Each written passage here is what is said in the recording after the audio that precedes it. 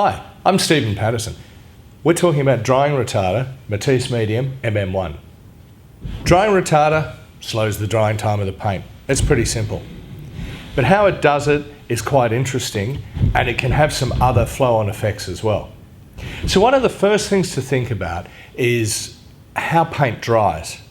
Okay, probably like watching grass grow, but it is actually quite interesting on an atomic or on a microscopic level.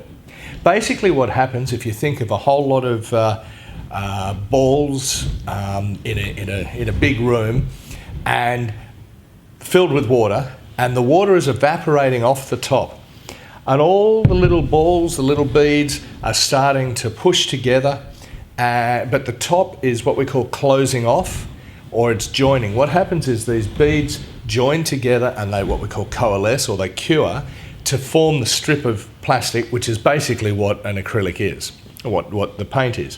And it forms this strip of plastic, and all the little beads chemically bond together to one thing, impregnated with the pigment or the colours. Okay, that's the basis for the paint. What happens with the drying retarder is it wraps itself around those little beads and doesn't allow them to actually join together, or at least slows them down, slows the drying time of the water or the evaporation of the water, and can also, if you put too much in, can actually stop them from joining together and stop them from curing. So, as we said, the paint dries from the top, where the water is evaporated off, the beads join in together, they cure, and if water's trapped underneath, then the paint is not dry. And you'll see this a lot on your palette where it forms a skin, and that's the top actually drying and starting to cure, but the water being trapped underneath.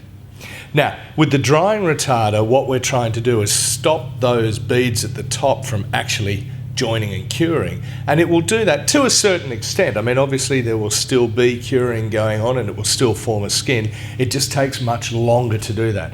Firstly, it slows the evaporation of the water, and secondly, it stops them actually joining together. Now, the beads. Now, if you put too much drying retarder in, and how much is too much? 3 to 5% is probably about the perfect amount. Too much is in excess of 15 to 20%. So 15 to 20% of drying retarder to paint, and what you're going to have is those little beads of acrylic are not going to be able to touch each other to actually chemically join together.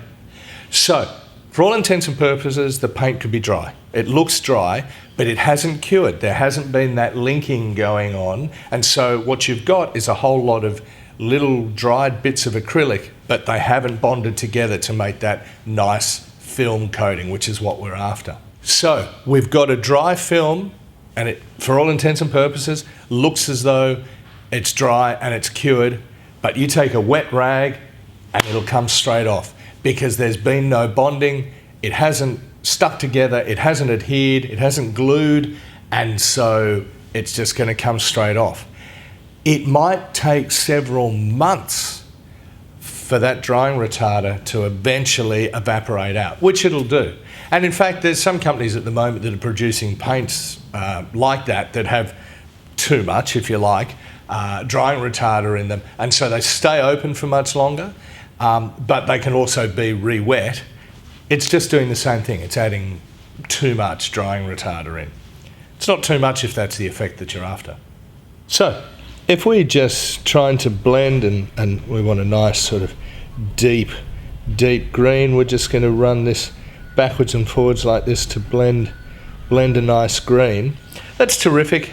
I've mixed a little bit of drying retarder in here, as I say, about 3 to 5%, and I'm mixing that in with the water and basically getting rid of most of that water now.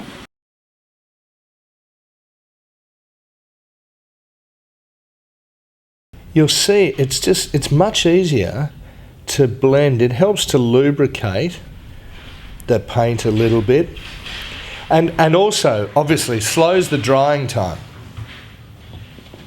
So you can see here it's really easy to blend, not just from the perspective of the paint being open or being wet, but also because it gets a bit of lubrication as well.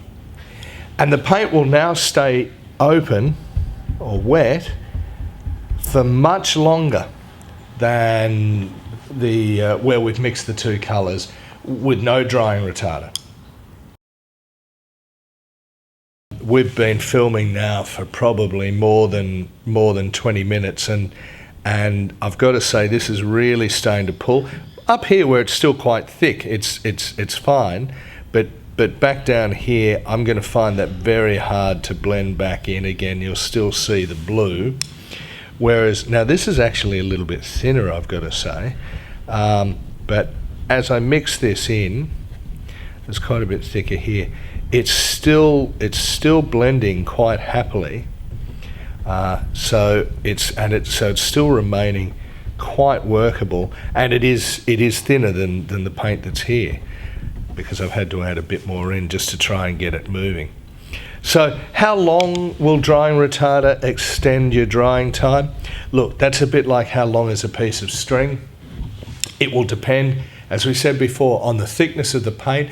It'll also depend on the humidity and the temperature, and that will have a huge bearing on just how long the paint takes to dry in general, and also when we're using the drying retarder. I hope that's answered your questions on drying retarder. Happy painting.